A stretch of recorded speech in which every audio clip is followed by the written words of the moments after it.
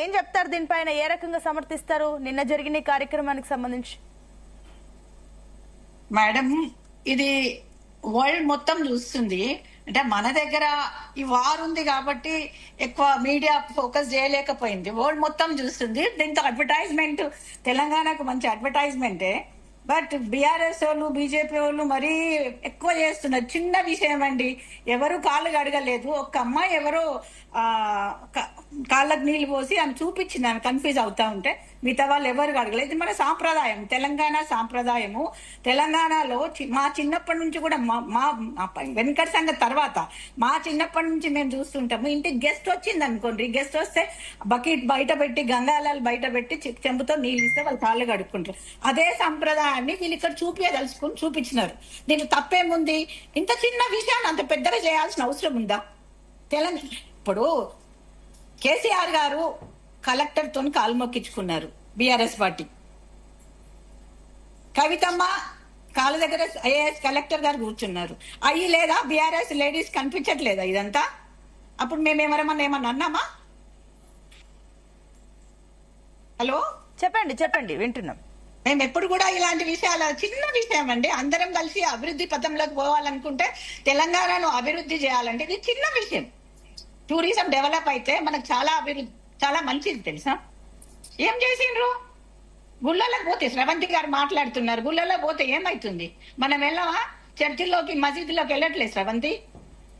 వాళ్ళు ఎవరో వచ్చారు, చూడడానికి వచ్చారు. టూరిజం డెవలప్ కావాలంటే ఈ ఫొటోస్ ఇవన్నీ తీసుకపోయి ఇండియన్ ట్రెడిషన్ అంతా వరల్డ్ మొత్తం పోతుంది. ఎంత మంచి అడ్వర్టైజ్మెంట్ చెప్పండి. కానీ ఇందాక ఇందిరారావు గారు ఇందాక శ్రవంతి గారు ఒక పాయింట్ లేవనెత్తారు. అంటే అన్య మతస్థులకు సంబంధించి టెంపుల్స్ కి తీసుకెళ్ళినప్పుడు ఒక రూల్స్ అండ్ రెగ్యులేషన్స్ కానీ ఇలాంటివి ఉంటాయి.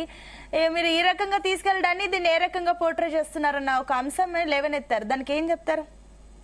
అంటే అక్కడ లోపల అన్ని జరిగినాకనే తీసుకెళ్తారండి. ఆమె అంటే నాకు అర్థం అయిపోయింది, శ్రవంతి మాట్లాడింది అన్య మతస్థులు అనే విషయాన్ని. కానీ అక్కడ వాళ్ళు అన్ని చూసుకొని అన్ని తీసుకొని తీసుకెళ్లిపోతారు. మనం వెళ్తున్నాం కదా, మనం చర్చిలకు, మసీదులకి, పంజాబ్ దానికి, అమృత్సర్ కి ఇవన్నీ వెళ్తూనే ఉంటున్నాం కదా మనం కూడా. మనలాగే వాళ్ళు ఇప్పుడు అమెరికా వెళ్ళినాం అనుకోండి, ఎక్కడ ఏ చర్చికి వెళ్ళాం చూడడానికి? గోవా వెళ్తాం, అమెరికా వెళ్తాం, లండన్ వెళ్తాం, ఎక్కడైనా చర్చిలు ఇవన్నీ చూడడానికి వెళ్తాం. ప్రతిదీ కూడా చెప్పులు ఇడవకుండానే తీసుకుపోతారండి. చెప్పులు ఇడిచి తీసుకెళ్తారు. మన సాంప్రదాయం చూపించాలి కదా. వాళ్ళు ఎందుకు వస్తారు మన దగ్గరికి?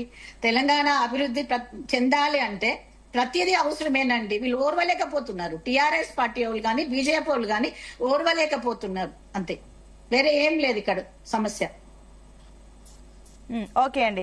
ఎస్, శ్రవంతి గారు ఏం చెప్తారు?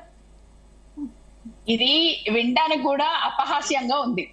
ఎందుకు అంటే ఇక్కడ మనం ఆబ్జెక్షన్ రేజ్ చేసింది వాళ్ళు గుళ్ళకి తీసుకెళ్లి అది చేసినారు, ఇది చేసినారు, గుళ్ళు చూడొద్దా అంటే గుళ్ళు చూడొద్దని ఎవరు అంటలేరు.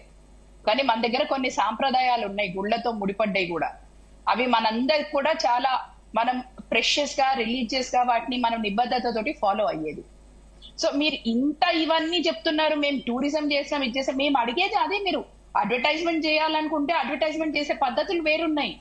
మీరు దాంట్లో నుంచి పెట్టుబడులు తెస్తాము, రాబడులు తెస్తామన్నారు.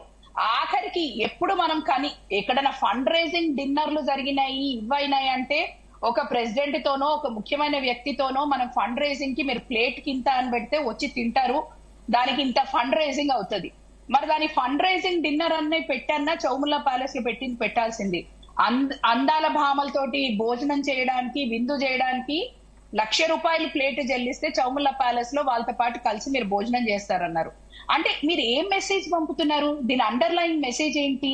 మీరు దీన్ని ఫండ్ రైజర్ అనో లేకపోతే దీన్ని ఏదో అంటే ఒప్పుకుంటాం, సరే అయ్యో మన ప్రభుత్వం ఫండ్ రైజింగ్ చేసింది ఈ మహిళా సుందరి మనలతోటి. ఎందుకంటే మీకు ఒకటి చెప్తున్నాను, ఒక బ్యూటీ కంటెస్ట్ కూడా వాళ్ళకి సర్టెన్ రూల్స్, రెగ్యులేషన్స్ అవన్నీ మన ప్రభుత్వాలు కూడా ఫాలో అవ్వాలి వాళ్ళు వచ్చినప్పుడు ఇక్కడికి.